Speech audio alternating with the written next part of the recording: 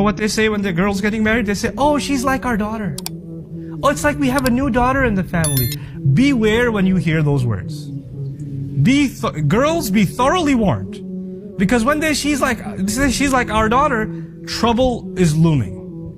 Just a couple of weeks later, there's going to be commentary about how you didn't cook, or you cooked, with too much salt, or, you're lazy, or you didn't clean, or some stuff is going to begin. No.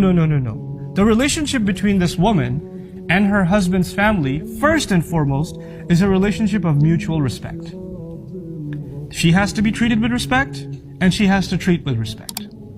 When it comes to rights and obligations, she is under no obligation to obey your parents. I'm sorry. I'm sorry in that I feel sorry for you that you believed that for so long. But your wife has no obligation to obey your parents. And if you are forcing her to obey your parents and serve your parents, you are engaged in an act of injustice. You're being abusive. You're not a qawwam. You're not the qawwam Allah made you. You were supposed to be taking care of her. You didn't bring a servant into the family. And you're not supposed to be giving her lectures about you have to be patient, they're elder, they can say whatever they want. No. When even our family does something wrong, Allah commands us to stand up for justice.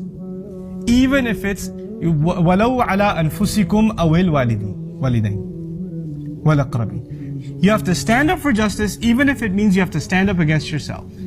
Meaning if you've done something wrong, you have to own up to it. And if your parents have done something wrong, you actually lovingly, respectfully, head down, humble voice, you still have to let them know, you can't do that, Mom. I'm sorry, you can't do that. Dad, that's not right.